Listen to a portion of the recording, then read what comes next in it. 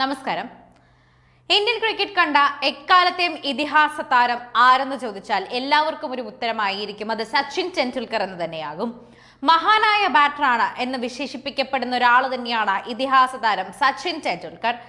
സച്ചിൻ ടെണ്ടുൽക്കറുമായി വിരാട് കോഹ്ലിയെ താരതമ്യം ചെയ്യരുത് എന്ന് പലരും ഇതിനു മുൻപ് തന്നെ പലരോടും പറഞ്ഞിട്ടുള്ളതാണ്. ഇപ്പോൾ വീണ്ടും ഇത് ആവശ്യപ്പെട്ടിരിക്കുകയാണ് പാകിസ്ഥാന്റെ മുൻ താരമായ ബാസിത് അലി. ബാറ്റിംഗ് റെക്കോർഡുകൾ തകർത്തെറിയുന്നത് ഹോബിയാക്കി മാറ്റിയ താരമായിരുന്നു മാസ്റ്റർ ബ്ലാസ്റ്റർ. വിരമിക്കും മുൻപ് തന്നെ ക്രിക്കറ്റിലെ ഒട്ടുമിക്ക റെക്കോർഡുകളും അദ്ദേഹത്തിന്റെ കയ്യിൽ തന്നെയുണ്ട്. അദ്ദേഹത്തിന്റെ പേരിൽ കുറിക്കപ്പെട്ടവയായിരുന്നു. അതിൽ നിന്ന് മാറ്റാൻ ഇതിൽ പലതും ഇപ്പോഴും സാധിച്ചിട്ടില്ല. സച്ചിന് ശേഷം ആര് എന്ന ഇന്ത്യൻ ആരാധകരുടെ ചോദ്യത്തിനുള്ള ഉത്തരമാണ് കോഹ്ലി എന്നത്.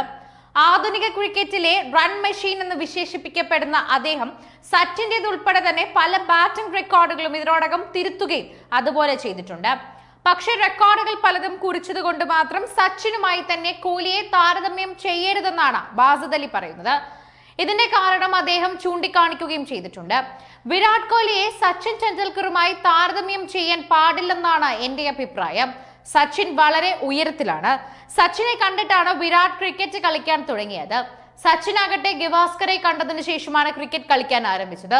അതുകൊണ്ട് തന്നെ വിരാടിനെ സച്ചിനുമായി താരതമ്യം ചെയ്യരുതെന്ന കളിക്കളത്തിൽ വെച്ച് സച്ചിൻ ആരെങ്കിലുമായി ചൂടാവുകയോ ഏറ്റുമുട്ടുകയോ ചെയ്തതിനെ കുറിച്ച് നിങ്ങൾ എപ്പോഴെങ്കിലും കേട്ടിട്ടുണ്ടോ?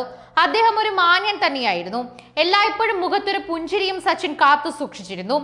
ഗ്രൗണ്ടിലല്ല, പൊതുവെ അദ്ദേഹം അങ്ങനെയാണ് കാണപ്പെടാറുള്ളതെന്നും ബാസിത് അലി തന്നെ പറയുന്നുണ്ട്. എന്നാൽ കളിക്കളത്തിൽ പലപ്പോഴും എതിർ ടീം താരങ്ങളോട് ഒരു പരിധി വിട്ട് പെരുമാറിയതിന്റെ പേരിൽ പ്രതിക്കൂട്ടിലായിട്ടുള്ള താരമാണ് വിരാട് കോഹ്ലി.